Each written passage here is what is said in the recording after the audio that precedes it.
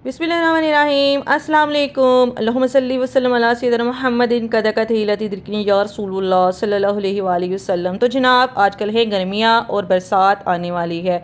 चींटियाँ घरों में जिन घरों में रहती हैं और क्यों नहीं वहाँ से जाती, ये सारी रीज़न्स मैं आपको बताती हूँ। लेकिन बताने से पहले अगर आपने मेरे चैनल को सब्सक्राइब नहीं किया तो मेरे चैनल को सब्सक्राइब कर लीजिए ताकि हर आने वाली वीडियो आप तक पहुँच सके।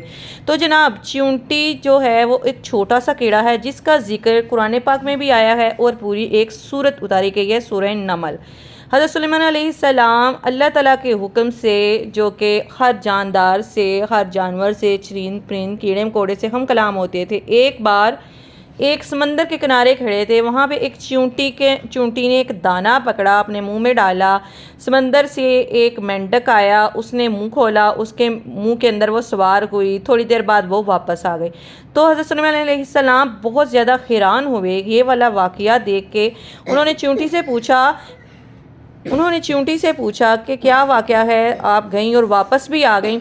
तो हज़रत सुलेमान अलैहिस्सलाम को चींटी ने बताया कि समंदर की तह में एक कीड़ा है, एक पत्थर है, पत्थर के अंदर कीड़ा है, वहाँ पे कोई खाने पीने का ज़रिया नहीं। अल्लाह ताला ने मेरी ड्यूटी लगाई है, मैं उसके लिए उसका दाना दुनका, उसका रिज़्क अपने मुंह में रख के मैं जाती हूँ। फ़रोग की ड्यूटी लगाई है, वो वहाँ पे मुझे पहुँचाता है और मैं वहाँ से वापस आ जाती हूँ उसको दाना दे के।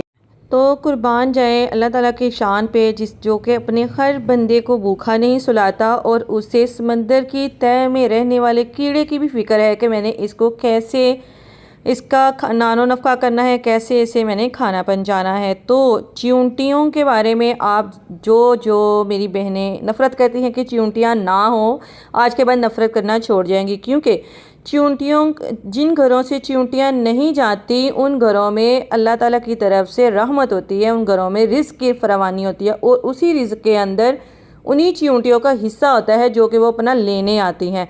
दूसरा ये कि जब हम कोई खाना खाते हैं, चीनी नीचे गिर जाती है या चावल या कोई भी ऐसी चीज़ गिर जाती है, तो जब उसके ऊपर शैतान बैठ जाता है, शैतान उसको खाने लग जाता है, तो वो चीज़ें हमें बद्दुआएं देती हैं।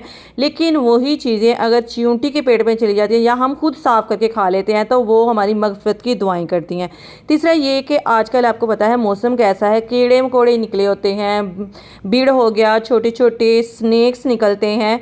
तो अक्सर आपने देखा होगा कि स्नैक्स ज़िंदा भी होते हैं, स्नैक्स के छोटे छोटे बच्चे, लेकिन चींटियाँ उनको चिपकी होती हैं और वो खींच के उनको अपने बिलों में ले जाती हैं और हम लोग उनकी पॉइजनस से, उनके किसी ना किसी वजह से जो हमें नुकसान पहुंचना होता है उससे हम महफूज हो जाते हैं।